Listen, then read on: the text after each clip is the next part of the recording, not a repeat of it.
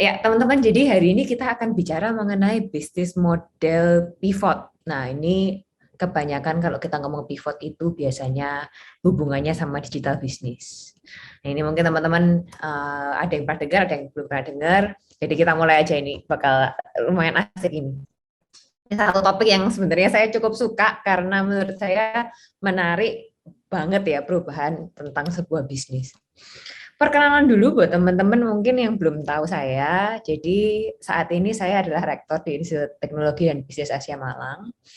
Background saya sebelumnya S1 saya ekonomi. Jadi waktu itu saya S1 saya mengambil majornya ekonomi, saya mengambil minornya pendidikan. Jadi saya waktu S1 belajarnya yaitu kalau di sini mungkin ekonominya manajemen, kalau waktu saya itu lebih banyak ke makro dan mikro, jadi ilmu ekonomi. Dan setelah itu saya melanjutkan S2 saya di bidang pendidikan. Jadi ya gabungan lah antara ekonomi dan pendidikan gitu. Jadi waktu itu saya ngambil S2 saya di Harvard Graduate School of Education, waktu itu mendapatkan bantuan beasiswa juga dari LPDP. Sekilas seperti itu, sempat saya kerja di kantor staf kepresidenan, jadi waktu itu saya sempat di bidang isu-isu strategis selama 1,5 tahun di bawah kedeputian 3. Sangat menarik, kerjanya sangat serabutan dan tidak jelas. Tapi kalau saya ditanyain ini seperti saya menjadi seorang konsultan tapi untuk kementerian, tapi tentunya yang membantu deputi saya. Memastikan program-program prioritasnya presiden terjalanin gitu. Itu sih dulu. Jadi setelah itu saya balik ke Institut Asia, ke jalan yang benar, ke jalan pendidikan. Baru saya join di pendidikan 2017. Dan akhirnya kita bersama dengan Bu Rina dan Bu Vivi, kita sempat bikin hackathon 1, hackathon kedua, sempat ada internship ke luar negeri, exchange internship ke luar negeri buat mahasiswa kita. Dan juga ada juga program-program bersama dengan startup, yang waktu itu akhirnya saya juga lebih banyak ini ngobrol dengan itu ya, pengusaha-pengusaha yang mau masuk ke digital startup, yang memang tertarik kepada digital, dan akhirnya ada yang pitching untuk investasi dan lain-lain. Jadi waktu itu banyak juga diskusi dengan teman-teman startup di Indonesia. Ada yang dari Jakarta, ada yang dari Malang, ada yang dari Surabaya. Jadi lumayan menarik juga. Dan akhirnya saya dilantik jadi rektor November 2019, jadi 2 tahun lalu. Dan sekarang jadi rektor, saya sempat jadi strength coach juga, sempat jadi trainer juga, kadang-kadang berbicara buat beberapa institusi. Nah, jadi sampai sini saya mau tanya sebentar buat teman-teman ini yang sudah bergabung di sini, boleh saya tanya yang di sini buat get the feel saja, yang sudah bekerja boleh ketik kerja, yang belum bilang belum gitu. Saya mau tahu yang sedang bekerja atau sudah bekerja, dan yang belum pernah bekerja aja sih, ada berapa presentasinya. Kerja, terima kasih. Kerja. Boleh dong teman-teman yang lain. Kerja, Mentari, terima kasih infonya ini. Kerja. Oke, kerja. Belum ada yang belum kerja ya? Kayaknya ada beberapa, tapi nggak terlalu banyak. Kelihatan yang sudah kerja lebih aktif. Terpaksa karena kondisi pekerjaan. Kebiasaan untuk aktif. Oke, kerja. Jadi ini rata-rata sudah bekerja, mungkin lebih enak nanti kita ngobrolnya ya. Work, siapa? Sarno. Oke, nah pertanyaan saya yang kedua, pernah mendengarkan kata pivot atau tidak? Pivoting, bisnis pivoting. Kalau pernah, boleh bilang apa? Apa sih pivot? Pivot itu apa? Kalau kita mendengarkan, wah ini ada startup pivoting. Pivoting itu apa? Belum. Terima kasih jawabannya belum.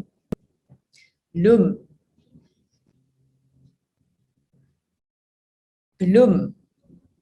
Pernah, Pak Eli. Mau buka mic, Pak? Pernah, boleh.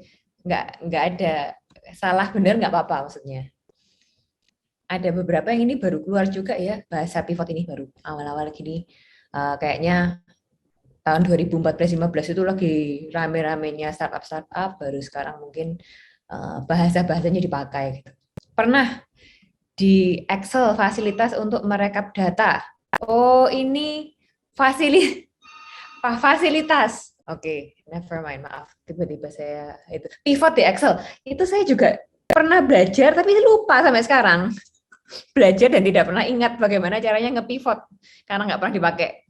Oke, ini beda sama pivotnya di Excel ya. Kalau pivotnya di Excel tuh kayaknya buat ngeran ngeran formula ya. Saya juga agak lupa. Dulu pernah belajar, udah nggak inget nggak dipakai. Yang ngerti Budina ini pivoting di Excel.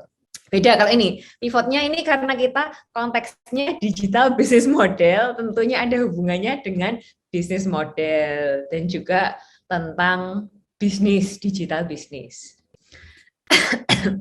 Jadi beda. Nah, oke, terima kasih, thank you teman-teman. Nah, pivot sendiri sebenarnya kalau kita lihat di kamus, pivot itu sebenarnya berpindah, artinya itu berpindah. Jadi dari satu hal, satu arah ke arah yang lain, dan itu yang biasanya kita sebut dengan pivot. Nah, dalam bisnis model sendiri, ini saya nge-quote dari Forbes. Jadi dia bilang, a pivot means fundamentally changing the direction of a business when you realize the current product or services are meeting the needs of the market.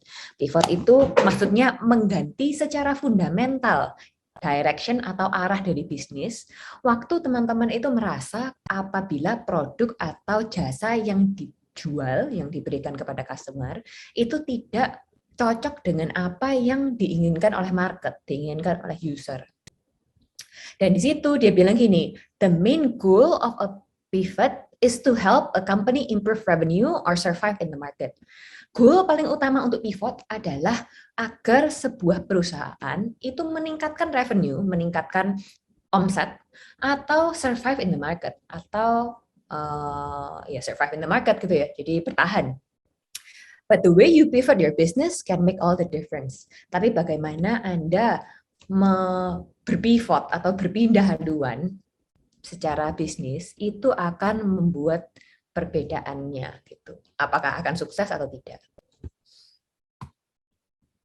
Nah, dan ini sebelum saya masuk ke contoh pivot, kita tuh inovasi itu banyak, terutama kita di digital bisnis ya. Inovasi itu banyak banget. Startup yang ada di Indonesia ini, waduh, bermunculannya macam-macam. Sampai kalau teman-teman pernah dengar ada yang bilang gerakan 1000 startup, dulu sempat terkenal. Jadi gimana sih kita mengembangkan startup UMKM baru, kadang-kadang juga dinamai startup juga, bisnis baru yang bermunculan. Tapi kalau teman-teman bilang biasanya startup itu ada unsur digitalnya. Tapi tidak semua ide dan inovasi itu akan berhasil. Ini malah kita kemarin ngelihat data kalau di dunia itu startup yang berhasil itu hanya 1 dari 10. Jadi hanya 10%. Kalau di Indonesia angkanya 1 dari 100. Teman-teman. Jadi hanya 1 dari 100 startup di Indonesia yang berhasil. Yang berhasil itu maksudnya apa? Berhasil menjadi sustainable, bukan berhasil menjadi unicorn seperti Gojek. Kalau jadi unicorn itu biasanya yang valuasinya tinggi banget, yang perusahaannya sangat besar gitu. Enggak semuanya ide itu akan berhasil. Nah, ini saya mau nunjukin contoh satu. Teman-teman apa pernah tahu Lemonilo? Ada yang pernah dengar Lemonilo? Tahu Bu, Sekarang mie. Mi, siapa itu? Terima kasih, Ibu siapa tadi? Siti Bu. Ibu Siti. Mi sehat, terima kasih. Ini kalau teman-teman lihat ada mie warnanya hijau, itu biasanya Lemonilo. Dia bilang katanya, kalau nggak salah sih awal-awal, mie dari bayam, tapi kayaknya bukan dari bayam. Ada unsur bayamnya, itu ada unsur sayurnya gitu. Nah, Lemonilo sendiri ini lucunya berawal tahun 2015 itu dari sebuah aplikasi janji dokter online. Waktu itu belum zamannya COVID, jadi orang-orang susah untuk makainya gitu. Jadi waktu itu mereka start namanya itu adalah Konsula. Ini saya ngerti banget karena ini foundernya itu teman saya, sama-sama lulus di Harvard pada tahun yang sama dengan saya, 2 dari foundernya. Jadi foundernya ada 3, yang 2 ini persis angkatan saya dan dia lulus pada angkatan saya juga. Dan waktu itu balik ke sini dia bilang kita mau membuat konsultasi dokter yang bisa secara online tahun 2015, membuat sampai mendapat seed funding pertama mereka. Jadi mereka mendapatkan funding dari investor. Waktu mereka masih menjadi konsul dari investor yang kalau teman-teman lihat namanya East Ventures. Jadi dia biasanya memberikan funding kepada startup atau perusahaan baru yang masih kecil, yang belum besar gitu. Biasanya ngelihatnya kalau misalnya foundernya backgroundnya oke, idenya bagus, biasanya mereka funding.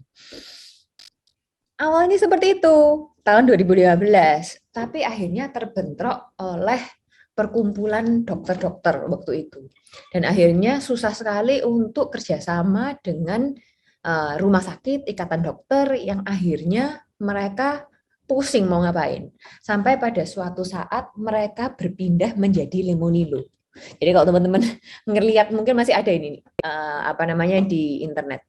Mereka jadi berpindah, dan pindahnya ini berbeda banget ya dari yang dokter, akhirnya menjadi pusat belanja online untuk makanan sehat.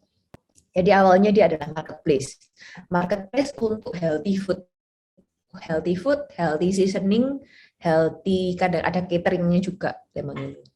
Dan akhirnya mereka mengeluarkan mie Lemonilo itu, yang katanya mie Indomie yang jauh lebih sehat.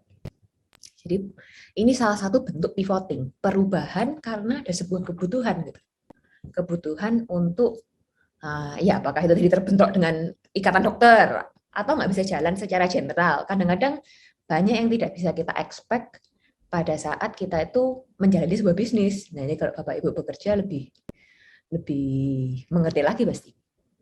Ini saya masih clear kan ya? Masih, Bu. Masih, Bu. Oh, siap. Soalnya mukanya yang lain teman-teman nge-freeze, jadi saya kayak agak bingung ini. Saya nge-freeze juga enggak? Jelas, Bu. Kalau misalnya ada siap. Ada poin di mana nanti saya nge-freeze, boleh di chat atau dipanggil aja nggak apa-apa. Nah, ini yang kedua, sebenarnya pivot atau sebuah perubahan itu doesn't always have to be massive, tidak selalu harus besar. Kalau dari Lemonilo, mereka berubah direction-nya sama sekali ya, namanya berubah, konsepnya berubah, produknya berubah, usernya pun berubah. Yang sama cuman ya value-nya sama-sama sehat, sama-sama untuk kesehatan. Tapi semuanya berubah. Tapi tidak semua pivot itu harus masif, tidak harus besar. Ini ada Gojek POS System, jadi tahun 2020 Gojek sendiri membuat GoBiz. Nah ini teman-teman, Gojek ini ada banyak, mereka membuat macam-macam, termasuk GoLive, termasuk mereka membuat dulu ada Go Massage, sekarang sudah hilang kalau teman-teman sadar ya. Ada Go Laundry, Go Clean, tapi sekarang sudah berubah, mereka akhirnya partneran, tidak jadi membuat bisnis unit itu. Nah, sebenarnya begitu banyak kemungkinan atau opportunity yang dialami sebuah bisnis. Jadi kadang-kadang kita meskipun kita tidak berubah secara drastis, ada bisnis unit atau bagian-bagian dari bisnis kita yang bisa kita kembangkan, di mana di situ tidak selalu akan berhasil. Seperti GoBiz ini. Saat GoBiz ini pertama diluncurkan, mereka mau membuat POS system. Jadi POS system ini saat ada UMKM, biasanya ada perbelanjaan, misalnya kita mau belanja satu hal dengan yang lain. Nah, ini tuh dia akan mencatat ada barangnya ada apa enggak, misalnya terjual nanti tercatat, seperti itu. Jadi point of sales. Tapi karena waktu itu tidak jalan, tidak ada traction-nya, akhirnya apa yang terjadi, mereka menutup bisnis unit itu, akhirnya mereka membeli akuisisi Mokapos. Jadi kompetitor yang sudah ada diakuisisi. Jadi sebenarnya kemungkinannya itu banyak. Ada yang bisa tutup, ada yang bisa bertambah baru, ada yang bisa berubah direction-nya gitu ya. Ada yang bisa seperti ini, mengakuisisi produk lain. Atau misalnya seperti GoClean, akhirnya mereka menutup, mereka kerjasama saja, partnership. Jadi bukan di bawah mereka.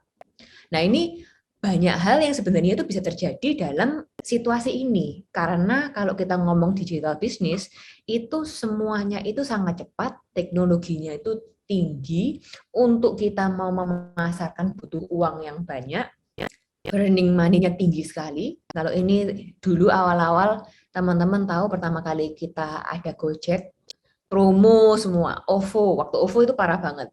Semuanya promo. Promo itu bisa cashback, cashbacknya bisa 100.000 gitu.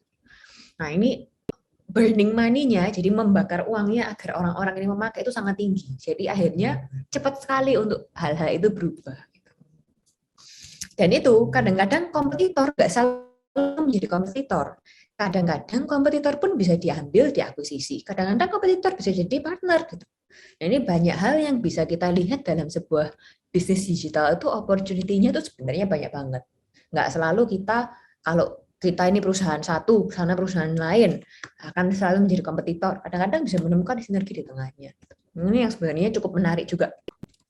Nah, tapi yang menarik lagi, sebenarnya pivoting itu sudah tua. Kita aja sekarang ngomong bahasanya jadi pivoting karena sekarang itu kita ngomong, oh ini bisnis, kita harus pivot. Sebenarnya pivot yang dulu itu sudah ada dari dulu. Nih teman-teman, mungkin sering ketemu Starbucks. Starbucks sendiri ini dari dulu, awalnya 1971, awalnya saat dibuka oleh Howard Schultz ya, bacanya Howard Schultz kayaknya gitu deh. Dia ini awalnya menjual biji kopi dan juga mesin kopinya. Jadi menjual mesinnya dan biji kopinya. Terus ceritanya katanya saat dia ini pergi ke Italia, si CEO-nya ini yang sekarang jadi CEO ini, dia merasa wah enak juga ya duduk-duduk di tempat kopi untuk merasakan minum kopi setiap hari. Akhirnya tahun 1983, jadi 1983 itu 10 tahun lebih 12 tahun ya setelah pembuatan itu, dia berubah dari Starbucks yang menjual mesin kopi dan biji kopi menjadi Starbucks yang adalah coffee shop dengan keadaan yang ambience-nya itu bagus, dia berharap orang-orang setiap hari ke sana, yang akhirnya merubahkan bisnis model mereka dari yang sebelumnya hanya menjual saja menjadi experience, menjadi sebuah experience biar orang-orang kalau bisa setiap hari beli kopinya Starbucks gitu ya. Malah ini kalau bisa datang setiap hari kerja di sana, pagi minum Starbucks, sore minum Starbucks.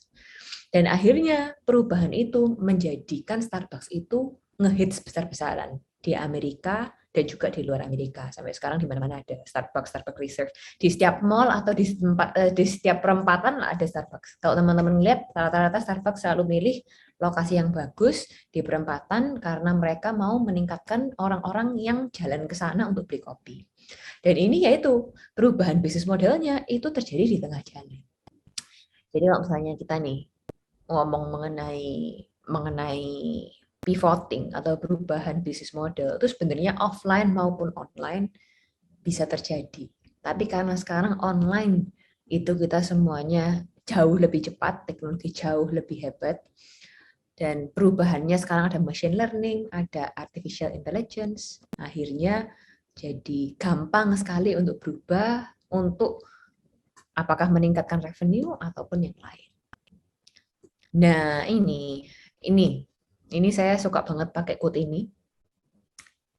Anda itu nggak punya pilihan tentang perubahan, tetapi Anda itu punya pilihan tentang bagaimana Anda dan tim Anda bereaksi terhadapnya. Ini dari bukunya Change is Good, You Go First. Dia bilang, you don't have a choice about change, but you do have a choice about how you and your team react to it. Kita ini seringkali menghadapi perubahan, yang sekarang paling terakhir COVID gitu ya. Seringkali kita ini nggak punya pilihan mengenai perubahan itu, tapi bagaimana kita bereaksi, berubah terhadapnya, itu yang akan make all the difference gitu, yang akan membuat kita tuh sangat berubah. Jadi teman-teman ceritanya, saya ini ada di apartemen saya di Jakarta, di mana apartemen ini dulu waktu saya di kantor staf presiden saya tinggal di sini. Sudah saya matikan internetnya lama. Tapi ceritanya di sini itu mereka itu mau memaksa memaksa kok saya jadi nggak enak ngomong di sini.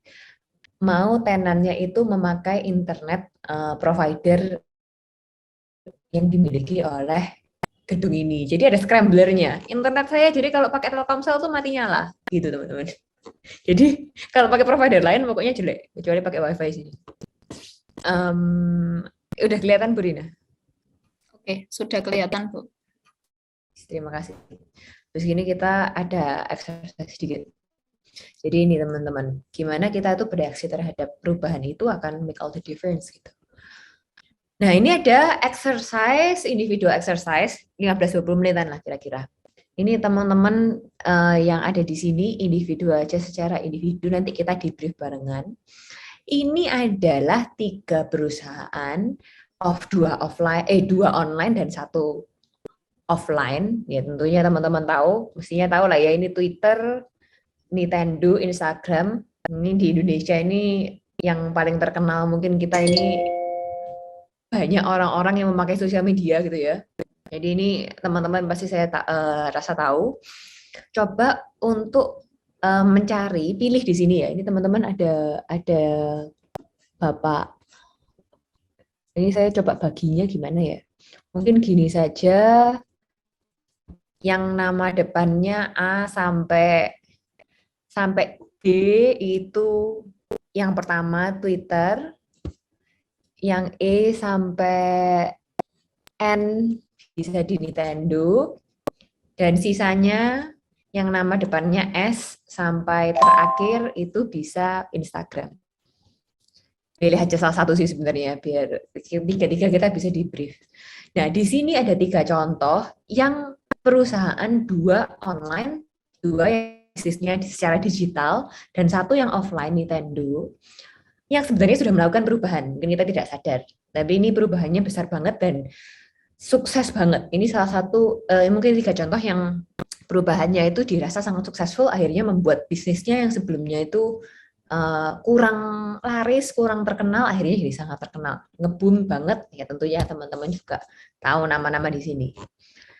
Jadi di sini teman-teman punya waktu sampai 19.15, silahkan melihat perubahan apa yang terjadi, jadi pilih 1 aja ya. Perubahannya apa yang terjadi, dari apa ke apa, jadi maksudnya apakah itu bisnis unitnya, ataukah the whole business, directionnya seperti Lemonilo, dan kapan terjadi. Lalu, pertanyaan keduanya, kenapa perubahan tersebut terjadi? Jadi ini boleh di screenshot, teman-teman boleh cari, boleh dilihat. Ada yang mau ditanyakan? Sebelum kita nyoba ini, nanti kita bahas barengan. Ini saya print screen dan saya upload di chat. Ini buat teman-teman yang tadi belum sempat ya untuk nge-print screen, mungkin lebih mudah. Apa saya stop video? Mungkin lebih jernih suaranya. Oke, sudah ke send ya teman-teman. Ini ada di chatnya teman-teman, bisa di-download. Wah. Tadi yang A sampai E itu Twitter, yang nama depannya itu sudah saya tulis. Silahkan kita ketemu lagi 15 menit lagi. Nah ini teman-teman tadi A sampai E yang awal A sampai E, silahkan ini boleh dari teman-teman. Ini perubahan apa yang terjadi sama Twitter? Apa mungkin ini bisa ada yang saya tunjuk mungkin. Saya Bu, boleh. Ada yang mau follow kan? Oke, saya ya Bu. Namanya ini Bu, nama ya. Nama Amalia. Ini yang saya dapat ya Bu. Siap. Amalia. Oke, jadi Twitter itu didirikannya Ya. tahun Twitter didirikan pada bulan Maret 2006 oleh Jack Dorsey, diluncurkan pada bulan 15 Juli 2006, yang awalnya hanya 140 karakter, menjadi 280 karakter pada tanggal 7 November 2017. Awal 2013, peringkat kedua untuk situs yang paling banyak dikunjungi dari peringkat 20 sebelumnya. Logo asli tahun 2006 sampai September 2010, lalu ada perubahan di tanggal 27 Februari 2012 dengan nama logo Larry Bird. Lalu ada perubahan kembali di tanggal 5 Juni 2012 dengan nama Twitter Bird. yang mana dibuat lebih simpel. Lalu untuk tampilan web design, font terbaru itu terjadi pada tanggal 11 Agustus 2021, yang dimana tampilan ini memudahkan orang untuk menggulir teks, foto, dan video, dan sebagai salah satu bagian penyegaran merek yang lebih luas. Lalu warna menjadi kontras tinggi dan jauh lebih sedikit biru untuk aplikasinya, yang dimana berguna untuk menarik perhatian pada foto dan video yang dibuat dan dibagikan oleh pengguna. Lalu Twitter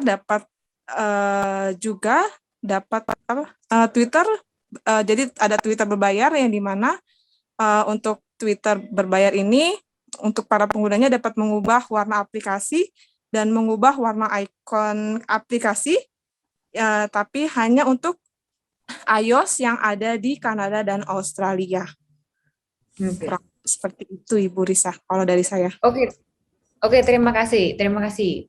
Ini perubahannya, wah ini sangat mendetail ya. Sebenarnya saya mau tanyanya sebelum dia menjadi Twitter, Twitter itu adalah perusahaan yang berbeda, tetapi dari founder yang sama. Sebenarnya saya mau nyari itu, tapi ini kayak diberikan Bu Amelia historinya Twitter sangat detail, thank you. Ada yang lain yang menemukan sebelum Twitter menjadi Twitter, dia adalah perusahaan lain. Ada yang sempat nyari nggak ya? Apa ini nyarinya sama-sama histori perubahan dari Twitter? Kalau dari saya, Bu Risa, Silakan. Sebenarnya nama Twitter itu awalnya bukan Twitter ya, namanya itu TWTR oleh Evan Williams, tapi dia dirubah namanya menjadi Twitter oleh Jack Dorsey yang memiliki arti ledakan singkat informasi penting dan celetahan burung. Seperti itu. Terus untuk penggunaan Twitter sendiri awalnya itu hanya digunakan sebagai layanan internal bagi karyawan Odeo sebelum akhirnya bisa digunakan oleh banyak orang gitu. Nah, Oke. Terima kasih. Terima kasih dua-dua. Nanti kita agak micro pivoting ya, maksudnya pada level perusahaan tapi dalamnya gitu. Dan nanti ada contohnya juga yang mungkin seperti penjelasannya Bu Amelia tadi. Tapi terima kasih tadi Pak siapa yang tulisan yang jawab? Pak Eli ya tadi ya? Iya, betul, Bu. Oke, sip. Nah, tadi Pak Eli sempat nyebutin juga, ini Twitter itu berasal dari aplikasi internalnya Odeo, dan Odeo sendiri itu sebelumnya adalah podcasting company. Jadi kalau podcasting teman-teman mungkin ada yang dengar juga di Apple Music atau di Spotify itu sekarang sudah banyak ya. Jadi podcasting orang berbicara mengenai kayak radio gitu, radio yang direkam, jadi bisa didengarkan kapan saja, ada seriannya. Gitu. Jadi Odeo sendiri pertama kali di launch, tetapi ini awal-awalnya sudah lumayan agak lama. Mereka membuat internal Twitter sendiri yang sebelumnya kata-katanya TWITR ya. Yang itu dia sebenarnya kenapa kok dia mempivot akhirnya membuka Twitter sendiri, itu karena saat itu mereka ada bersaing dengan Apple iTunes. Dan jadi kita kompetitor dengan Apple iTunes, di mana Apple iTunes itu mempunyai ekosistem sendiri yang berbeda. Jadi waktu itu mereka takut Odeo akan tutup gitu, akan kehilangan market share-nya. Jadi akhirnya, ini lucunya, ini saya sempat baca, teman-teman juga bisa ngelihat kalau misalnya ngetik pivoting Twitter. Jadi employees-nya ini karyawannya diminta 2 minggu untuk membuat sebuah bisnis idea. Jadi ini sama-sama barengan diskusi perusahaan 2 minggu gimana caranya bisnis ide baru gitu. Dan bisnis ide baru ini akhirnya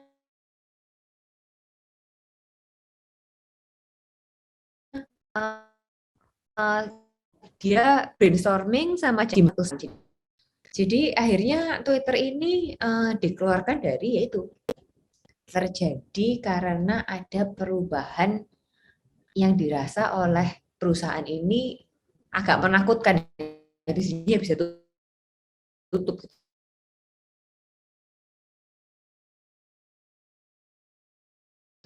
Jadi akhirnya yang diceritakan worth-nya nggak tahu udah berapa billion US dollar. Terakhir saya lihat kalau nggak salah 19 billion dollar. Jadi ini yang sebelumnya jadinya Twitter yang kaget. Nah, itu nggak tahu nih pivotnya akan kemana. Ini yang kedua,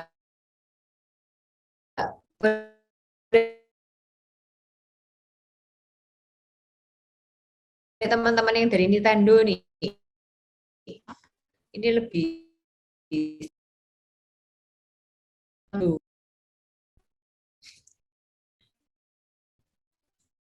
teman-teman yang dari F sampai N tadi ada yang sempat nyariin Nintendo,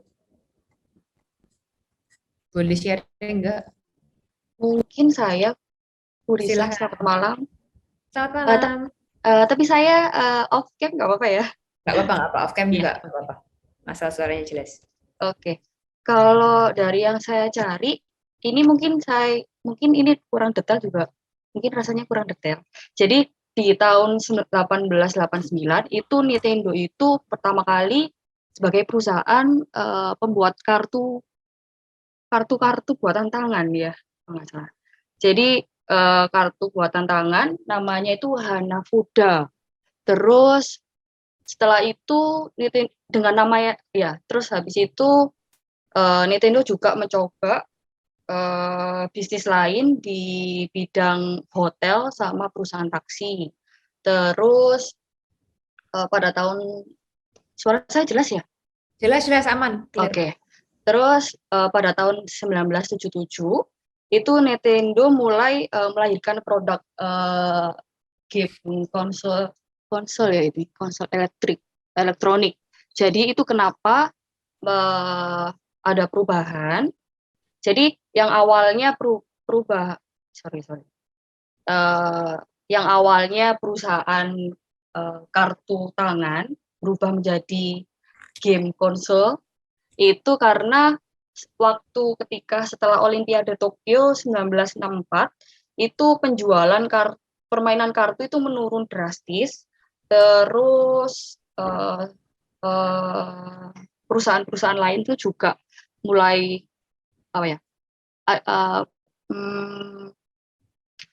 banyak kegagalan.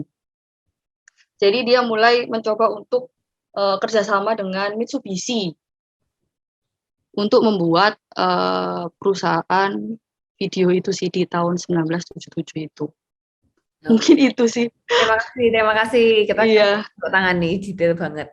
Terima kasih Mbak Nikma. Ini kalau menurut Mbak Nikma sendiri kenapa perubahan Nintendo kok berubah banget? Saya juga dapat hal yang sama. Dia berubah macam-macam banget, dari gaming, dari hotel, dari servis macam-macam, sampai pernah makanan dan lain-lain. Kenapa perubahannya Nintendo ini kenapa? Kira-kira?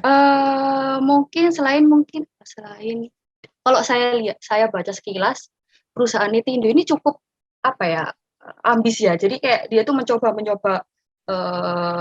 keuntungan lain gitu kan. Terus juga mungkin perubahan teknologi juga sih. Nah, oke, terima kasih. Jadi ini thank you. Ada yang lain mungkin, ada yang mau nambahin teman-teman yang lain? Nah, ini tadi ceritanya udah cukup lengkap deh. Gak apa-apa. Ini perubahannya kalau kita ngeliat Nintendo itu macam-macam, dan lininya itu bisa lompat-lompat sama sekali gitu. Dan kayaknya ya ini Nintendo sendiri ini salah satu yang perubahannya meskipun sangat berbeda ya. Kalau tadi misalnya kita ngomong Lemonilo itu dari kesehatan. Kalau ini bisa sama sekali berbeda, tetapi akhirnya bisa sukses dan menemukan boomnya di Nintendo gaming console. Yang pertamanya awalnya masih kartu sampai akhirnya menjadi gaming console PlayStation, lalu ada dulu Game Boy yang kayaknya, kalau PlayStation itu bukan ya. PlayStation itu Nintendo bukan sih, kayaknya bukan. Nintendo ini yang Game Boy yang akhirnya sekarang jadi terkenal banget. Kalau misalnya kita lihat ini sebenarnya salah satu yang membuat Nintendo berubah itu karena apa? Ya karena bisnisnya nggak jalan, bisnisnya stagnan ya, jadi tidak ada perkembangan yang jelas dan tidak ada yang ngebum banget sampai akhirnya dia berpindah-pindah gitu. Salah satunya ya tentunya apakah misalnya ada kesusahan uang dan lain-lain di bisnis cash flow-nya gitu. Itu yang akhirnya memaksa perusahaan untuk mau nggak mau berubah gitu. Mau nggak mau mencari lini baru. Nah, ini yang menarik banget. Saya coba membeli Nintendo karena ini offline sudah dari zaman dulu banget, dari 1980 sebelumnya pun sudah ada. Dan ini sangat berbeda-beda. Jadi sebenarnya pivoting pun itu kita aja sekarang ngomongnya pivot ya, kayak pivot dengan bahasa baru. Tapi sebenarnya perubahan yang terjadi sendiri bisa aja kita alami apakah itu kita di bisnis offline ataupun online gitu. Dengan kalau misalnya Nintendo ini tentunya kalau offline lebih berat ya. Kalau teman-teman bayangin aja ini bisnisnya lompat-lompat segimana susah. Kalau online paling enggak programmernya masih sama, desainernya tetap sama gitu. Kalau ini kan benar-benar berubah sama sekali gitu. Dan akhirnya harus market research dari awal dan lain-lain. Makanya mungkin kalau misalnya kita ngomong pivoting bisa offline online, cuman barrier-nya untuk kita tuh masuk offline lebih tinggi rata-rata. Bukannya tidak bisa gitu. Cuman ya lebih susah aja untuk dilakukan. Nah, ini yang ketiga Instagram. Ini Instagram pasti teman-teman semua punya. Silakan nih. Nah, terima kasih untuk perusahaan Instagram ini. Perusahaan yang dibuat oleh Grup Ins yang berdiri pada tahun 2010. Perusahaan startup yang berfokus pada pengembangan aplikasi untuk telepon genggam. Instagram sendiri berasal dari pengertian Insta itu diambil dari kata instan, seperti halnya kamera Polaroid.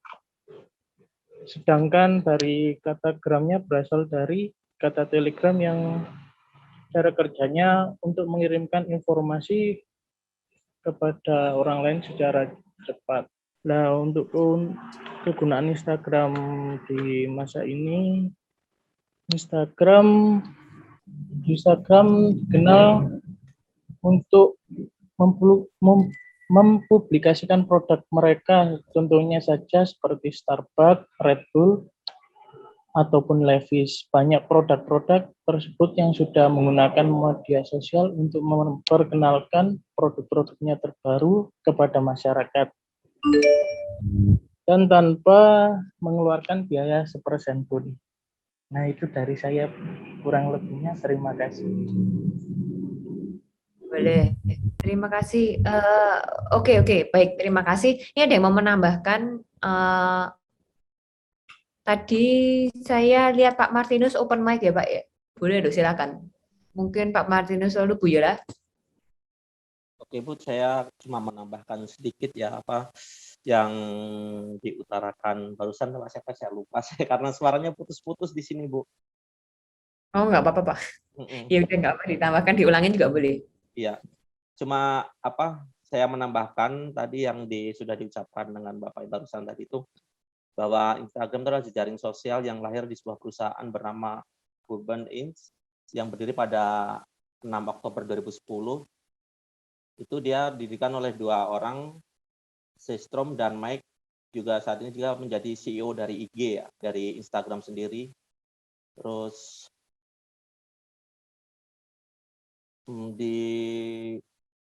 pada tanggal 18 Juni 2016 pengguna aktifnya mencapai 1 miliar ya untuk pengguna IG sendiri itu.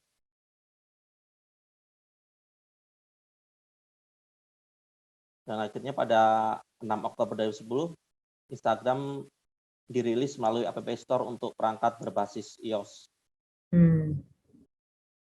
Mungkin dari saya itu aja sih Bu. Tadi sebagian udah diungkapkan tadi yang dari awal Bu. Terima kasih Bu Risa. Oke, terima kasih Pak. Bu Yola, silakan Bu Yola mau nambahkan. Iya, mohon maaf saya off cam Bu. Nggak apa-apa, silakan. Oke, terima kasih. Saya tidak terlalu detail sih Bu, cuma kalau dari saya itu yang saya tahu Instagram itu awal mulanya adalah sebuah aplikasi editor foto saja. Jadi untuk pengubah rasio foto dan hanya untuk itu saja. Kemudian tidak terlalu menarik ya. Kemudian diambil alih oleh Facebook, aplikasi Instagram, belum jadi Instagram ya. Itu masih nama aplikasi editor fotonya itu INST, kemudian diambil alih oleh Facebook itu kalau tidak salah pada tahun 2012 bulan April, yang kemudian berganti menjadi Instagram. Nah, yang tadinya hanya untuk mengupload foto dan aplikasi editor foto saja, kemudian ditambahkan Gram yang berasal dari Telegram, yaitu sebagai pengirim pesan juga. Jadi Instagram itu bisa untuk mengupload foto atau editor foto, kemudian untuk bisa saling berkirim pesan juga. Nah, kemudian seiring dengan perkembangan yang ada, dikembangkan lagi dikarenakan para pengembang melihat kebutuhan para pengguna itu, di mana mereka menginginkan di mana semua pengguna itu bisa menemukan apa yang mereka mau dan mereka butuhkan dan mereka mau lihat itu di Instagram. Itulah sebabnya mengapa sampai sekarang Instagram terus memunculkan fitur-fitur baru seperti filter, kemudian filter yang mereka itu mencontoh dari Snapchat gitu kan. Mereka mengembangkan itu, kemudian mereka bawa ke Instagram, kemudian ada juga IG Stories, Live, musik, dan sekarang itu sampai ada di Reels. Jadi dari Instagram ini mereka juga menjadikan ini bukan hanya sekedar aplikasi untuk digunakan biasa-biasa saja, sekedar memposting, tapi juga bisa menjadi sarana bisnis. Itu sih, Bu. Terima kasih. Oke, terima kasih. Ini tadi Mbak Yola tadi sempat info, sekarang pun ada perubahan yang terjadi di Instagram ya. Kalau kita ngeliat Instagram yang mungkin dulu itu adalah Instagram hanya untuk foto sharing, sekarang ada berkembang ke bisnis dan lain-lain, bisa shop dan lain-lain untuk membantu bisnis. Kalau misalnya kita ngeliat ini perubahannya, kenapa kira-kira terjadi? Mbak Yola, Pak Martinus, atau mungkin tadi Pak Yoga? Kalau dari saya tadi terjadi karena untuk yang aplikasi sebelum Instagram itu kurang menjadi daya tarik gitu, Bu, bagi pengguna, karena hanya untuk sebatas editor foto saja gitu kan. Tetapi untuk sekarang mereka mengembangkan itu bisa untuk dipakai semua kalangan juga kan. Kemudian bisa dipakai untuk berbisnis juga. Kemudian untuk di penggunanya sendiri, mungkin yang tidak berbisnis bisa banyak mengeksplor, kemudian melihat-lihat gitu. Para influencer seperti itu sih, Bu. Makasih. Oke. Baik, terima kasih. Nah, ini Bu Siti mengikuti perkembangan zaman Bu ini. Boleh Bu Tri mungkin kalau mau nambahin juga boleh. Atau teman-teman yang lain. Mau menambahkan, Bu Risa? Boleh, silakan. Ya, Instagram ini jadi salah satu aplikasi yang cukup aktif menurut saya. Perubahannya itu terjadi lebih dikarenakan perkembangan dari salah satu kompetitor mendatang baru seperti TikTok yang menyebabkan behavior daripada netizen ini berubah. Nah, karena ada perubahan behavior ini yang kemungkinan menyebabkan market share-nya dari Instagram ini jadi terganggu. Nah, untuk menyesuaikan atau melebarkan market share-nya, maka dia mengikuti behavior itu dengan memberikan salah satu fitur, yaitu Reels tadi itu, yang mengadopsi dari TikTok. Itu sih dari saya. Terima kasih. Ya, ini menarik ya. Kalau tadi ini tadi seperti infokan ini kalau Reels itu diambil dari TikTok ya, jelas banget ya, itu aslinya TikTok yang diambil. Dan ini sekarang dengan perubahannya zaman, kalau kita ngelihat tadi 2012, teman-teman. Ini Instagram sendiri berdiri 2012. Ini barusan saya nge-share link, ini Investopedia, ini adalah link historinya Instagram dari pertama konsepsi dari foundernya 2009 sampai akhirnya sekarang. Termasuk akuisisi Facebook yang tadi sempat diceritakan. Nah, kalau teman-teman nanti ngelihat, boleh dibaca lagi di sini. Jadi Instagram sendiri pertama kali berdiri, dia berdiri itu bukan sebagai Instagram. Dia pertama kali berdiri itu sebagai suatu aplikasi seperti Foursquare. Tahu nggak ya teman-teman Foursquare? Biasanya check-in lokasi. Jadi misalnya gini, oh mungkin seperti Google itu ya, Google review. Biasanya, oh saya di sini check-in. Jadi saya sudah pernah di salon A. Jadi ada check-innya. Check-in lokasi. Lalu oh ini ada tempat yang bagus, ada spot lokasi foto bagus. Saya foto, saya tulis saya check-in di sini. Jadi check-in app yang namanya itu Bourbon, BURBN. Jadi pertama kali 2019-2010 waktu pertama kali dia dapat funding, dia adalah aplikasi Bourbon ini. Nah,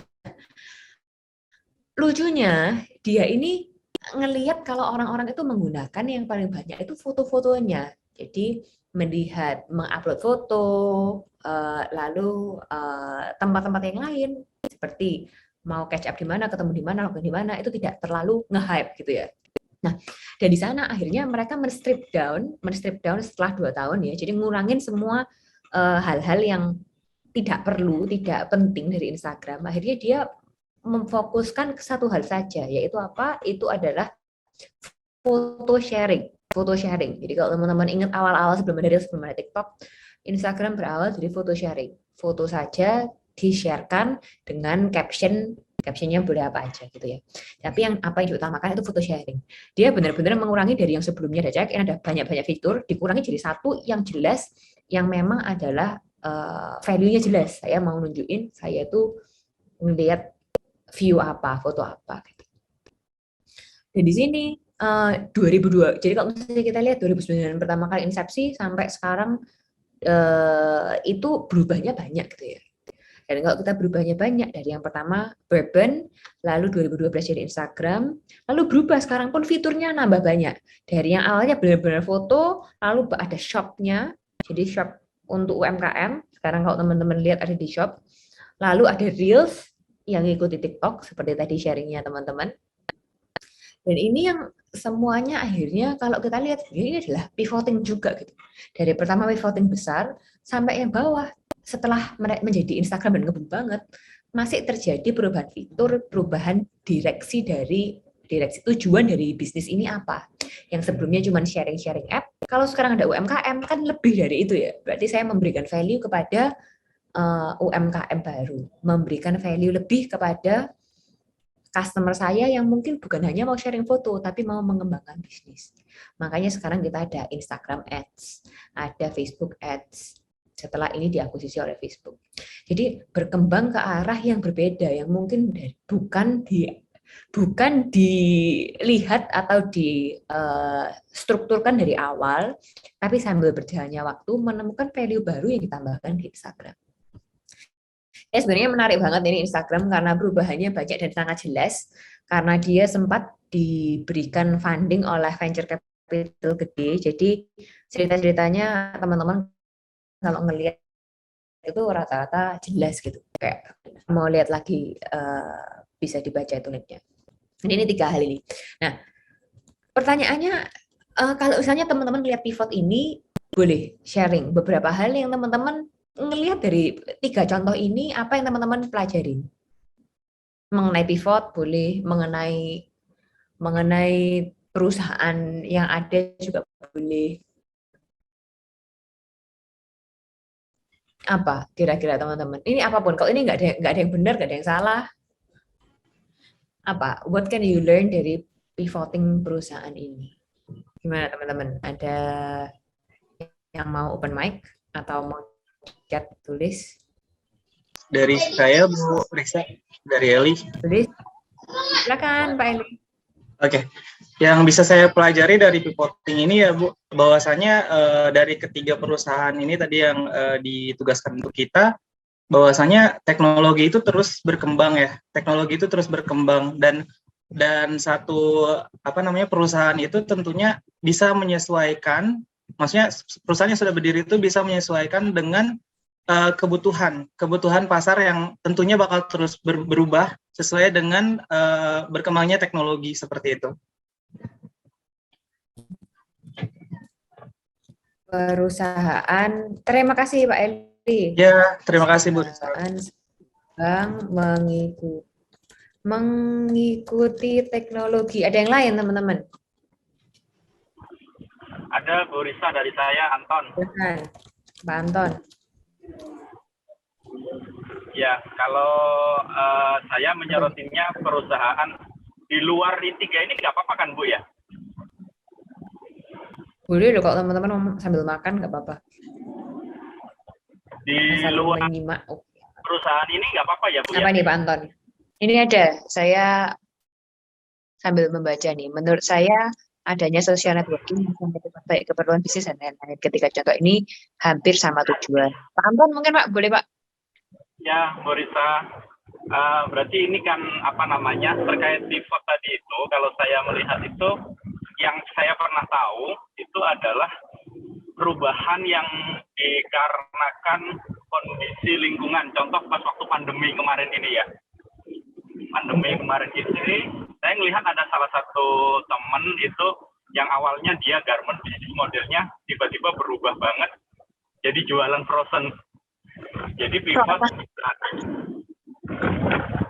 Wah, berubah dari croissant dari garment jadi croissant nggak Pak? Jualan frozen food jadinya. Frozen food. Nah, frozen food. Nah, ini dikarenakan kondisi ya, kondisi pandemi, kondisi yang berubah yang memaksa, ketika memaksa dia untuk berubah. Kalau tidak berubah maka dia ya akan kolaps gitu kan. Oke. Itu sih. Oke, thank you. Jadi berubah ya mau nggak mau karena keadaan berubah, terutama pandemi ini, mau nggak mau ya harus survive gitu ya Pak. Mau dari garment pun berubah jadi frozen food pun asal bisa survive, mungkin gitu ya Pak. Terima kasih Pak Anton. Ini perubahan dan selalu berinovasi dalam strategi perkembangan digital. Terima kasih. Nah, ini saya mau sharing when to pivot. Kalau ada perusahaan. Nah, ini teman-teman saya mute ya. Atau yang lagi nggak ngomong mungkin boleh bantu untuk ini. Terima kasih. Nah, ini kalau kita mau ngomong pivoting ya, apakah kita offline? Tentunya online mungkin lebih mudah untuk pivoting. Kapan sebenarnya kita itu perlu pivot gitu?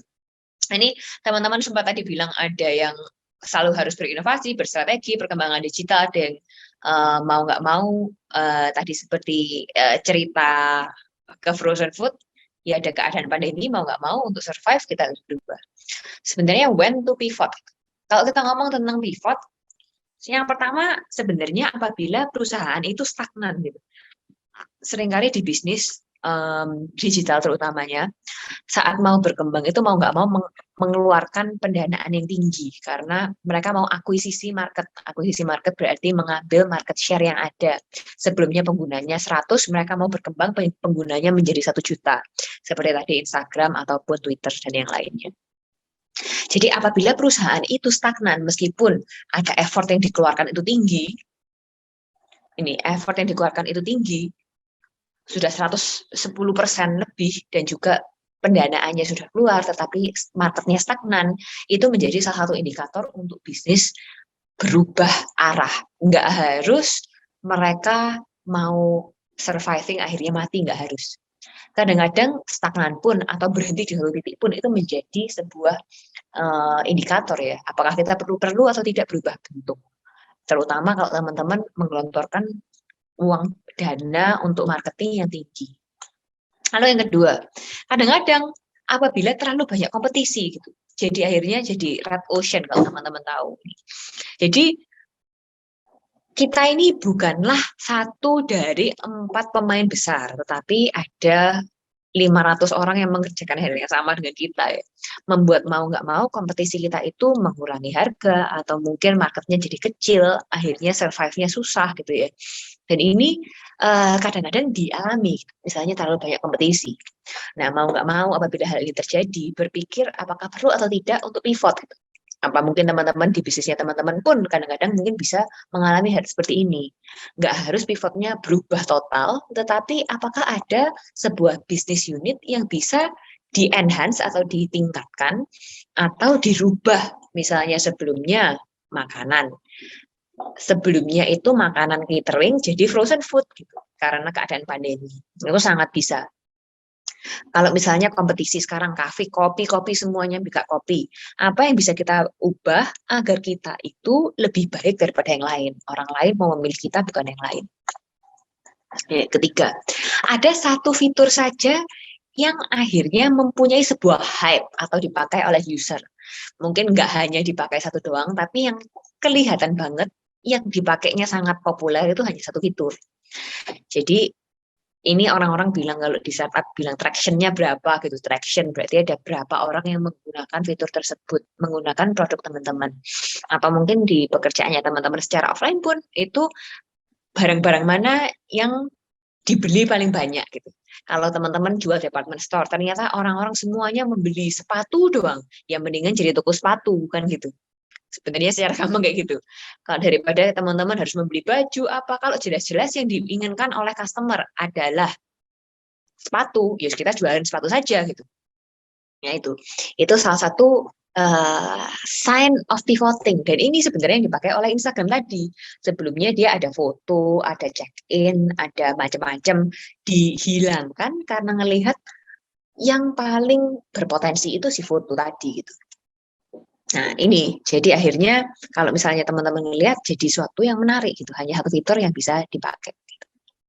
Tapi ya itu, kalau sukses jadi hebat banget dan bisa seperti nge-boom seperti Instagram. Dan yang ini, keempat, itu adalah external change. Tadi ceritanya Pak Anton ini. Kalau misalnya ada perubahan teknologi, atau keadaan yang memaksa bisnis untuk berubah seperti COVID, mau nggak mau harus ada sebuah perubahan atau sebuah pivoting. Dan ini bisa-bisa menjadi salah satu alasan terbesar kita berubah, bukan internal tapi eksternal gitu. Karena terpaksa, mau nggak mau, kalau dulunya kita bisa survive, kemungkinan karena ada sebuah external change itu bisa membuat kita jadi di batas survival gitu. Mau nggak mau kita bisa nggak sih melakukan ini, jadi batas survival gitu ya.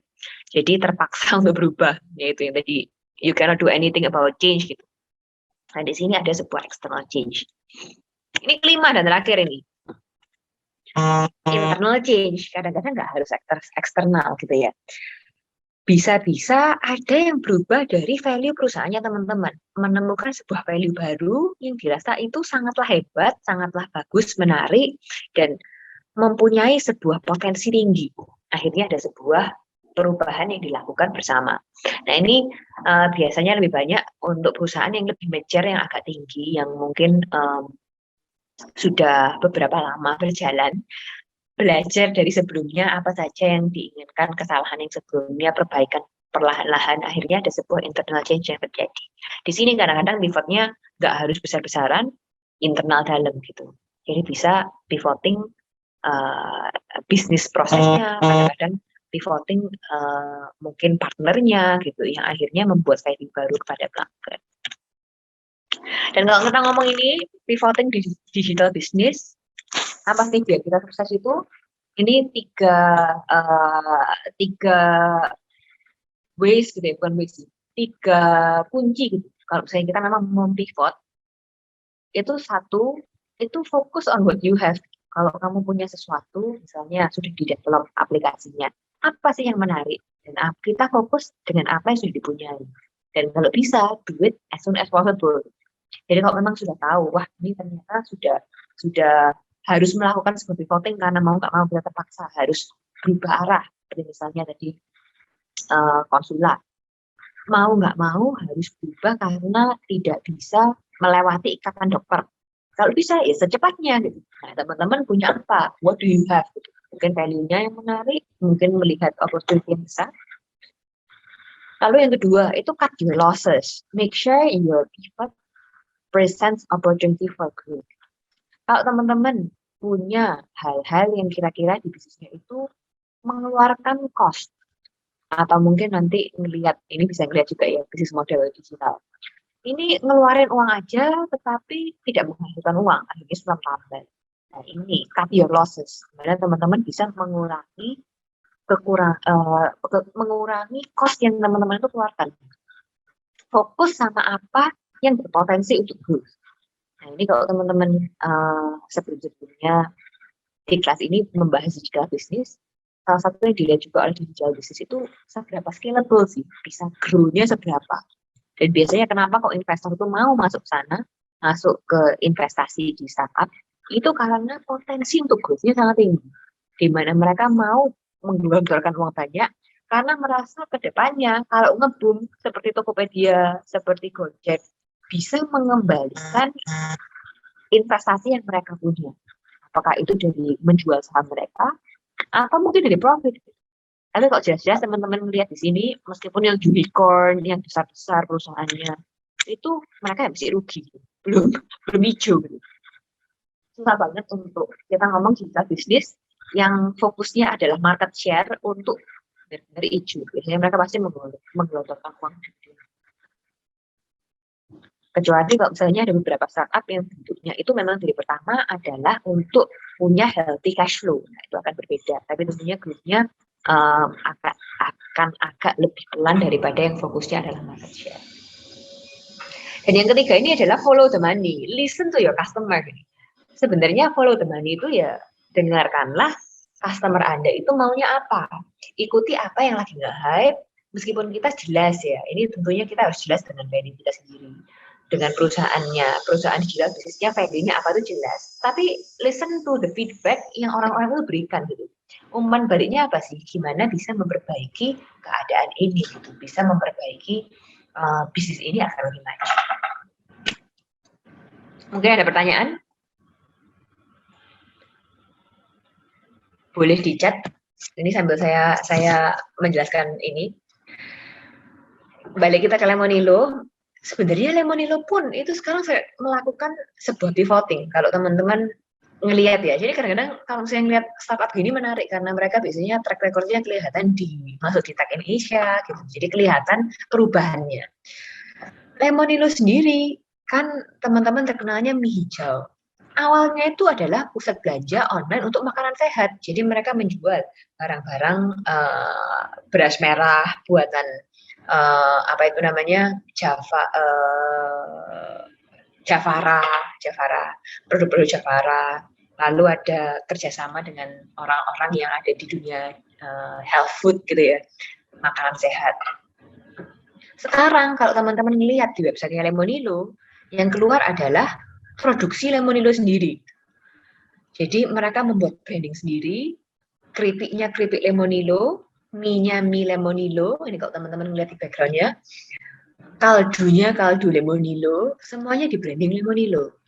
Palm oil-nya Lemonilo, meskipun nggak semuanya mereka bikin ya, ada yang mereka order lalu mereka beli branding sendiri. Tapi mereka berubah untuk menjadi penyedia produsen makanan sehat gitu. Yang sebelumnya adalah marketplace saja, berubah menjadi produsen makanan sehat. Jadi kalau teman-teman lihat semuanya nanti di Lemonilo sekarang semakin lama semakin sedikit produk yang non Lemonilo dan kedepannya kayaknya bakal hilang. Sekarang masih ada coklat Krakatoa dan lain-lain. Kalau teman-teman lihat kedepannya akan berubah benar-benar Lemonilo branding makanan sehat, brandnya sendiri. Jadi mereka melihat ada growth opportunity di sini. Kalau saya bisa menjual produk saya sendiri dengan margin yang lebih tinggi, ngapain saya menjual produk orang lain? Sebenarnya kayaknya seperti itu juga ya teman-teman. Kan kalau bikin produk sendiri, brand sendiri itu susah. Tapi kalau memang beruntung, orang-orang mau beli pasti marginnya lebih tinggi dan menjadi sebuah opportunity of growth yang baru. Jadi nggak hanya makanan sehat itu orang-orang semakin sadar, tetapi kalau saya bisa marginnya lebih tinggi, bisa untung lebih tinggi, kenapa enggak? Ada yang mau tanya?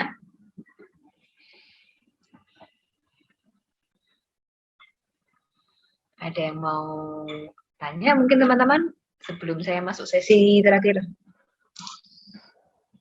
mengenai pivoting dan digital business, perubahan digital business. Saya ayo beli Lemonilo.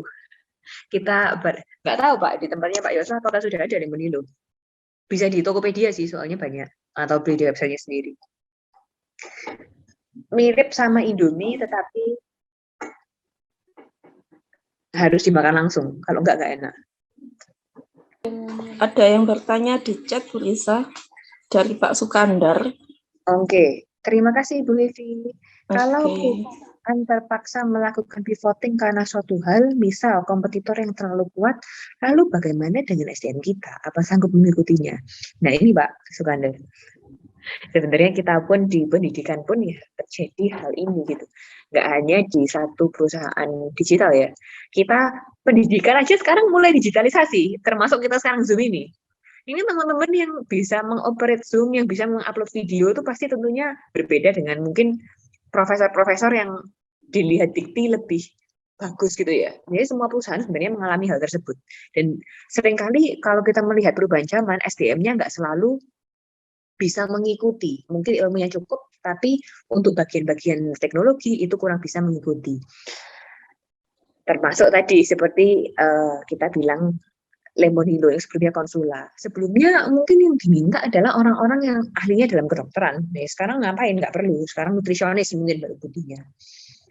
Jadi, ya, ini sekarang kita akan ngomong setelah ini sedikit untuk menjawab pertanyaannya Pak Sukandar. Bagaimana kalau kita mau melakukan inovasi atau perubahan di mana SDM kita itu mungkin tidak sanggup mengikutinya. Gitu. Tapi kalau misalnya kita bilang sebagai bisnis, dalam sebuah bisnis, mau nggak mau, apa yang kita pakai sebisanya, yang tidak bisa kita pakai, kita cut loss-kan, gitu Mbak. Daripada perusahaannya semua gagal, akhirnya perusahaannya tutup, mau nggak mau, bagaimana kita bisa memperjuangkan hal-hal yang diperlukan, gitu. Biasanya perusahaan yang shift-nya terlalu besar, itu karena terpaksa, gitu. Karena terpaksa mau nggak mau. Bukan karena mereka berkompetisi. Kalau biasanya berkompetisi, pivotnya akan kecil-kecil. Seperti Instagram yang sekarang ada Reels, itu kecil-kecil. Karena mereka berkompetisi. Kalau benar-benar berubah, itu either mereka masih stage-nya sangat konsepsi awal-awal, atau mereka sudah besar dan benar-benar kepentok. Tapi ya gitu. Gimana caranya kita bisa make sure apa yang kita punya survive, karena nggak mau balik ke situ. Enaknya kalau kita ngomong tentang digital bisnis, kebanyakan SDM yang kita punya itu akan sama karena perlu teman-teman yang bisa programming, perlu teman-teman yang bisa desain. Yang diperlukan itu mungkin yang berbeda hanyalah subject matter expert, jadi expertnya yang mungkin berbeda. Karena kompetitor yang besar dan kuat, mereka tidak bisa luas dan bergerak kurang fleksibel.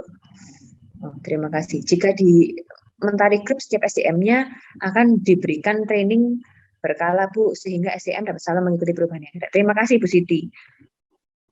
Ya, ini kita ngomong training, ini akan panjang lagi. Ini memang mau nggak mau, upskilling atau kita meningkatkan skill kita tuh akan selalu diperlukan, gitu ya. Saya pun ya tetap harus upskilling, gitu. Tentunya semua orang dari jajaran paling atas sampai paling bawah. Jadi ya itu tentunya pasti perlu. Tapi ya itu, di mana ada seperti kata Pak Pasca Adi, kalau ada kompetitor yang besar dan kuat, atau mungkin ada sebuah teknologi yang benar-benar mengubah, nah itu tetap perlu ada sebuah inovasi yang dilakukan yang mungkin yaitu skalanya lebih besar daripada apa yang kita bayangkan. Ini teman-teman diingatkan, tolong jangan lupa mengisi review kuliah malam ini, tapi ini belum selesai. Saya bereskan ini baru mengisi reviewnya. Tinggal sedikit. Jadi ini adalah innovation dan the first principle. Nah, ini mungkin bisa menjawab nanti pertanyaan tadi dari Pak Sukandar. Kalau kita mau berinovasi itu bagaimana? Gitu. Ini saya ingin sharing sedikit. Ini ada yang namanya ada buku Bank 4.0, dia bilang kalau banking ke depannya in the future itu bagaimana. Katanya bank itu sudah nggak lagi seperti dulu kita datang ke bank untuk ambil uang deposito, mencairkan uang. Sekarang itu ada bisa di mana saja, banking everywhere, never at a bank. Mau di hati kita pun teman-teman mungkin ada yang pakai Blue, BCA digital, ada yang pakai Genius, sudah berbeda sekarang. Nah di sini dia itu ada sebuah konsep yang menarik. Dia bilang kalau bank itu sebenarnya intisarinya itu apa sih? Intisari atau dia bilang first principle-nya itu apa? Prinsip dasarnya itu apa? Dan dia mengkategorikan kalau bank itu ada 3. Satu itu menyimpan nilai, jadi dia bisa Ada kita bisa menaruhkan uang kita dengan aman, quote unquote aman. Ada tabungan, deposito, dan seterusnya. Lalu yang kedua, itu memindahkan nilai. Saya punya uang, mungkin misalnya 5 juta. Saya mau transfer ke Pak Paksa Adi 2 juta. Saya mentransferkan 2 juta tersebut melalui BCA atau bank lain. Ada sebuah pemindahan atau barter atau jual beli yang dilakukan. Jadi saya memindahkan uang saya ke Pak Paksa atau yang lain mungkin. Jadi ada yang kedua itu adalah memindahkan nilai, transfer, jual beli, dan lain-lain.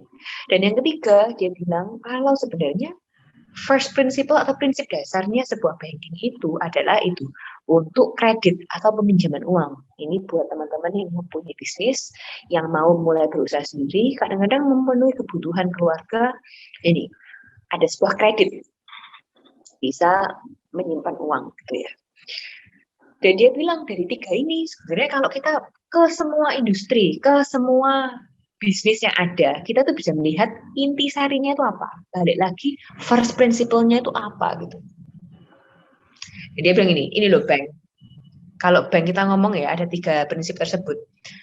Bentuknya itu sudah nggak harus lagi fisik bank yang seperti dulu kita datang ke cabang BCA, nggak harus seperti itu. Kalau kita sudah tahu intinya apa, kita bisa breakdown dan kita bisa inovasi seapapun kita mau. Apakah itu mungkin Genius? Kita sekarang banking, nggak ada lagi tempatnya. Kalau kita mau call center-nya ya telepon. OVO, bank digital, BCA digital, GoPay, Investri. Ini, kalau kita lihat mungkin di bank orang mau invest, orang mau menyimpan uang, mau mendapatkan lebih. Nah, ayo kita bikin crowdfunding modal, kita bikin Investri. Atau mungkin mau meminjam uang untuk kebutuhan, ada Kredivo, Pay Later gitu ya. Mau investasi yang lebih berbeda-beda, Bareksa, Stockbit. Dan ini kita bisa melihat sebenarnya kalau kita tahu first principle-nya atau prinsip dasar kita tuh mau mencapai apa, inovasi atau bentuk dari sebuah bisnis itu bisa bermacam-macam banget. Bisa bermacam-macam tujuannya, bisa bermacam-macam bentuknya. Dan sekarang dengan digital ini, kita itu sangat bisa berinovasi bersama. Ini salah satu contoh. First principle. Kalau kita ngelihat di kiri dan di kanan, sebenarnya transportasi itu kan tetap sama. Bagaimana dulu bisa berinovasi dari kereta kuda sampai sekarang menjadi mobil. Balik lagi ke first principle, prinsipnya adalah transportasi dari satu tempat ke tempat lain. Tidak harus menggunakan kuda. Kita nggak harus lagi menggunakan hewan. Kalau kita terpaku, wah ini kita harus, kalau kita mempunyai kereta itu kita berinovasi, kita ganti kudanya menjadi kerbau. Nah, itu bukan not really inovasi gitu. Balik lagi sebenarnya inti dasarnya apa? Atau mungkin keretanya dibesarkan, kudanya dibanyakkan, nggak hanya 1 tapi 4 kuda. Nah, itu akhirnya nggak bisa mempunyai sebuah inovasi yang groundbreaking atau sesuatu yang sangat hebat dilihat sama orang dan dipakai, jadi berguna banget. Akhirnya kurang inovatif. Balik lagi ke first principle-nya.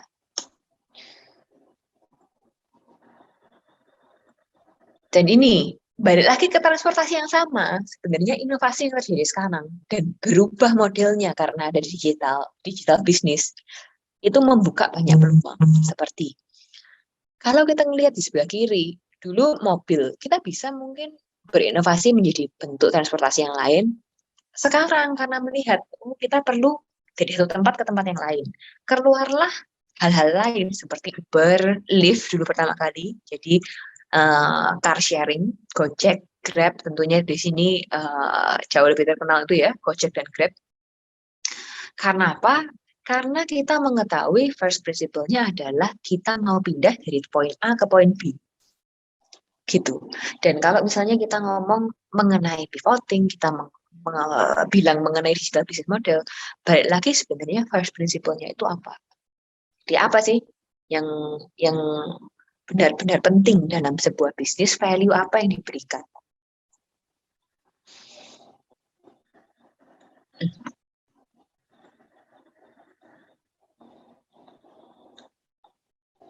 Nah, dan ini yang menarik, kita tuh selalu ngomong, wah kalau Indo lambat lah perubahannya, di Amerika dulu, di China cepat, tapi kalau di Indo tuh lama gitu ya. Nah, ini kalau teman-teman ngelihat, perubahan itu datangnya tiba-tiba, tapi tanpa sadar itu masuk ke keseharian kita. Ini kalau teman-teman kita backtrack, Gojek itu dulu awalnya adalah aplikasi untuk apa teman-teman? Awalnya Gojek. Pakai pertama kali aplikasi Gojek pakai untuk apa? Boleh dicat. Untuk ojek. Untuk ojek, terima kasih. Pertama kali untuk ojek. Waktu kita pertama kali ngelihat Gojek itu 2012. Itu dia mulainya dari ojek. Pelan-pelan ada Gokar gitu ya. Lalu 2015 sebenarnya itu baru 2015 keluarnya GoFood. Jadi waktu pertama kali saya di Jakarta, ini saya ingat banget pulang, nggak ada yang namanya GoFood. Semua makanan kalau mau ya jalan keluar. Kalau mau keluar, kita pakai Grab untuk pergi ke suatu tempat, untuk membeli makanan pulang. GoFood baru di launching 2015.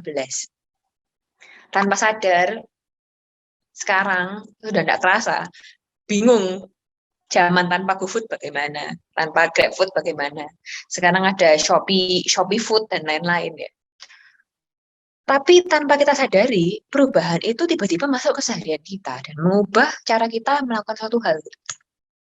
Dan ini, kalau teman-teman lihat, ini foto dari China ya. Jadi teknologi ini sebenarnya sekarang ini masuk ke semua lapisan masyarakat. Orang yang minta-minta pun di China, ini foto beneran ini, itu sekarang pun pakai QR code gitu. Kita sekarang peduli lindungi pakai QR code. Saya dari Bali ke Jakarta pakai e-hack. Semuanya masukin sudah lewat HP.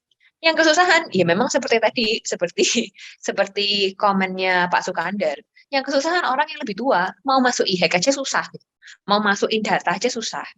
Butuh waktu, butuh orang yang mungkin lebih muda untuk beradaptasi. Dan mungkin yang lebih tua akan beradaptasi dengan lebih jauh. Tapi mungkin sekali, dua kali, ibu saya pertama kali pergi sendiri nggak bisa. Setelah kedua, ketiga sudah bisa masukin e-hack sendiri, padahal umurnya udah 60.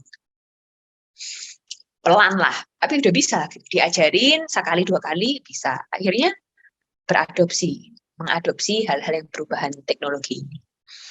Yaitu kalau Pak Sukandar, pelan, pasti pelan, apalagi SDM-nya, tapi bisa berubah. Dan kalau nggak bisa, yaitu pertanyaan dari perusahaan lagi. Apakah perlu diganti atau tidak? Apakah bisa di-retain atau tidak? Ada skill yang dibutuhkan atau enggak? Nah, dan ini, adopsi teknologi itu bukanlah linear, tapi eksponensial. Kalau kita melihat, ini adalah nilai transaksi yang digunakan oleh orang-orang Indonesia dengan uang elektronik. Jadi kita uang elektronik itu seperti ShopeePay, GoPay, Dana. Di sini ada apa lagi sekarang? Ada OVO. Awal-awal kalau teman-teman lihat, pelan 2010, 2011, 2012, 2016 naik, ada naik turun, 2014 sempat turun. Tapi pelan, di mana ada titik poin di mana banyak banget yang menggunakan 2017, naiknya itu eksponensial dan sekarang akan jauh lebih tinggi daripada ini. Apalagi dengan digital kita ya, COVID sekarang mau nggak mau kita transfer sering-sering ya, pakai OVO, GoPay, naiknya itu eksponensial dan ini bisa-bisa berkali-kali lipat daripada sebelumnya. Gitu. Jadi adopsi teknologi mau nggak mau saat itu sudah masuk masyarakat dan masuk ke sisi eksponensial ini. Sisi eksponensial mana ini? Sisi eksponensial di sini, ya perusahaan mau nggak mau harus ngikut. Dan harus ada inovasi baru yang terjadi di sini. Ya misalnya sama aja kita sekarang ada COVID, sebelumnya nggak ada kelas online cuma ada 2 kelas, benar-benar hanya 2 kelas yang kita itu adanya online. Ya mau nggak mau sekarang ada satu tempat di mana kita semuanya harus di-online-kan. Iya, ada yang kesusahan, tapi mau nggak mau pelan-pelan harus berubah. Nah, dan ini, dengan adanya COVID ini adanya sebuah akselerasi yang tertinggi, percepatan yang tinggi mengenai perubahan. Tentunya juga dengan digital business model. Ini yang mungkin saya kepingin tutup dengan ini sih.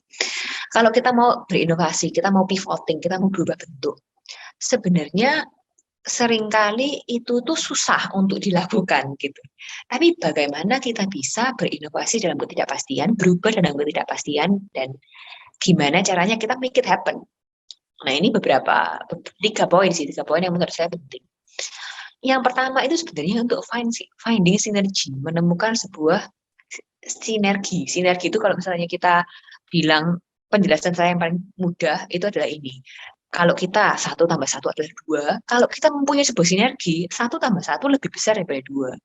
Saya bekerja sama dengan misalnya Pak Suryono. Saya adalah seorang, misalnya saya adalah guru, Pak Suryono, saya nggak tahu ya, ini saya ngawur aja. Misalnya kerjanya kerja, saya nggak tahu kerja apa sih Pak. Kerja misalnya dalam bisnis, mempunyai bisnis sendiri. Bagaimana saya bekerja sama dengan Pak Suryono, kita bersama-sama, nggak jadi 2, tetapi lebih daripada itu. Mungkin kita mempunyai inovasi yang baru bersama. Mungkin ada ide-ide dalam berbisnis yang mungkin saya tidak bisa sebelumnya tidak memikirkan, dan saya mungkin ada ide bagaimana caranya meningkatkan SDM. Gitu. Akhirnya kita bersinergi menemukan sesuatu yang lebih daripada kalau kita sendiri bekerja 1 dan 1. Dan yang kedua sebenarnya adalah celebrate mistake. Gimana kita tuh membuat sebuah kultur inovasi. Nah ini menariknya. Kalau kita ngomong tentang Google itu kalau ada orang dalam perusahaannya yang mengalami sebuah kegagalan, dikasihin hadiah. Nah, nggak harus dicontoh, tapi ini menarik. Dikasihin hadiah, disuruh liburan 1 hari. Disuruh melihat sebenarnya apa sih yang kamu alami, apa salah di mana. Jadi kamu itu ada sebuah waktu untuk refleksi diri, tapi tidak dijudge atau tidak diremehkan. Misalnya kalau kita gagal kan kita diremehkan ya. Bagaimana kita bisa belajar lebih dari itu dan membuat sebuah kultur di mana itu ada umpan balik dan inovasi yang terjadi. Karena mau nggak mau, kalau teman-teman lihat di gambar kiri, kita tuh pasti nggak mungkin sekali aja langsung sukses. Tetapi kita mencoba sesuatu yang baru, kita gagal, kita mencoba lagi, kita gagal lagi, kita mencoba lagi sampai akhirnya menemukan sebuah kesuksesan. Sama seperti contoh-contoh yang lain. Nintendo terutama tadi ya, mau nggak mau kita nyoba, Nintendo nyoba hotel nggak jadi, mau masuk makanan ada food and beverage nggak jadi, ya udah gagal masuk lagi, masuk gaming kartu ada yang mau beli sedikit, tapi ternyata tetap gagal, akhirnya nyoba lagi, oh ternyata kok gaming konsol, akhirnya sukses. Untuk sampai kesuksesan itu ya Nintendo akan susah banget kalau mereka tidak mau mencoba hal-hal yang baru. Kalau teman-teman lihat di sebelah kiri, ada minimize risk, maximize result. Sebenarnya kalau kita mau ngomong pivoting atau inovasi perubahan, tujuannya itu yaitu bagaimana kita bisa melakukan perubahan dengan mengecilkan sebisa mungkin resiko yang kita ambil dan memaksimalkan sebesar mungkin hasil yang kita punya. Jadi minimize risk, maximize result. Dan ini yang ketiga. Menemukan keseimbangan tepat antara risk dan return. Kalau misalnya kita melihat ya, apakah resiko yang kita hadapi ini saat melakukan sebuah pivoting atau kita membuat sebuah inovasi, resikonya lebih besar mana daripada reward-nya? Kalau kita mau merubah bisnis kita, kalau potensi growth-nya yang dilihat itu sangat tinggi, bisa ditingkatkan hebat banget, belum ada di Indonesia, mungkin jadi pioner, mungkin resikonya meskipun merubah semua SDM itu bisa dilakukan dan patut dilakukan. Tapi kalau misalnya udah mau merubah semua bisnis model, tapi ternyata reward-nya kurang, resikonya tinggi, orang-orangnya mungkin bisa gagal dan tidak mendapatkan pekerjaan yang stay, mungkin gajinya ada yang mundur-mundur, ya jangan dilakukan gitu. Coba apa yang reward-nya lebih tinggi daripada resiko yang diambil, mencari di situ. Dan ini kita ngomong gini kayaknya kayak wah pivoting susah banget. Padahal sebenarnya ini benar-benar terjadi gitu. Kalau teman-teman ngelihat di Malang, mungkin di teman-teman ada kenal startup. Decision seperti ini tuh hampir ya ditemukan dalam setiap bulan, setiap ketemuan apabila kesusahan itu pasti ketemu. Apakah saya bisa mengubah sesuatu dengan resiko yang besar gitu. Ada sebuah startup di Malang, dia startup traveling. Ini saya kenal dari 2019. Orang-orangnya digaji dengan baik, tapi karena tidak mempunyai revenue stream atau omset yang cukup, akhirnya gajinya mundur-mundur. Jadi sebenarnya apa yang dilakukan dalam bisnis itu, apabila tidak dilakukan dengan baik atau tidak sukses, resikonya itu nggak hanya ke bisnisnya, kepada orang-orang yang bekerja di sana juga. Jadi akhirnya programmernya ya kesusahan. Ada beberapa yang dibayarnya telat. Ya ini mau nggak mau dihadapi gitu. Dan saat ada sebuah pivoting, pasti ada sebuah perubahan yang terjadi. Ya, perubahan itu yang akhirnya mau nggak mau pasti mempunyai risiko, pasti mempunyai sebuah resistensi. Nah ini dia bilang gini, ini adalah quote-nya Stephen Covey, bisa kita tutup di sini kayaknya. Stephen Covey ini bilang, I am not a product of my circumstances, I am a product of my decision. Stephen Covey ini bilang, saya itu bukan hasil dari keadaan saya adalah produk dari keputusan saya.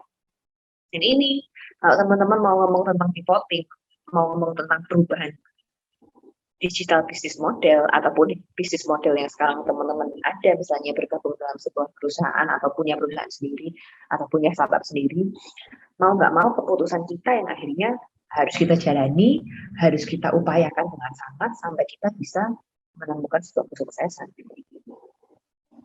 Jadi begitu teman-teman, ini rise beyond your limit, bagaimana kita bisa lebih daripada apa yang kita punyai, limit kita. Mungkin ada pertanyaan? Kalau boleh teman-teman, ada yang mau tanya, ada yang mau berkomentar, atau mau bercerita, sharing juga boleh. Kita sudah 20.29. Atau 2 pertanyaan boleh kan?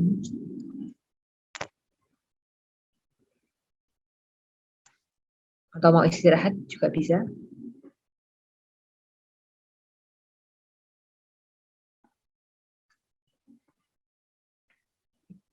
Kalau sudah mau istirahat, bisa istirahat. Minggu depan kayaknya ketemu dengan saya lagi. Yang sesi terakhir. Silahkan diisi reviewnya kuliah malam ini. Beserta itu nanti sebenarnya jadi presentasi juga. Jadi terima kasih banyak teman-teman sudah hadir malam ini. Gitu ya Bu Vivi ya? Baik, terima kasih Bu Risa. Bapak Ibu, cukup ya. Insya Allah tadi sudah cukup jelas penjelasan dari Bu Risa. Seperti biasa, materinya nanti bisa dilihat kembali di Google Classroom dan jangan lupa untuk mengisi reviewnya. Mungkin itu saja dari saya. Terima kasih banyak Bu Risa. Kita lanjut minggu depan tetap dengan Bu Risa. Tetap semangat Bapak Ibu. Saya akhiri. Selamat malam. Selamat malam. Terima kasih. Selamat malam. Terima kasih. Terima kasih Bu Risa. Selamat malam. Bu Risa, terima kasih. Terima kasih. Terima kasih, Bu Risa. Selamat malam. Selamat istirahat.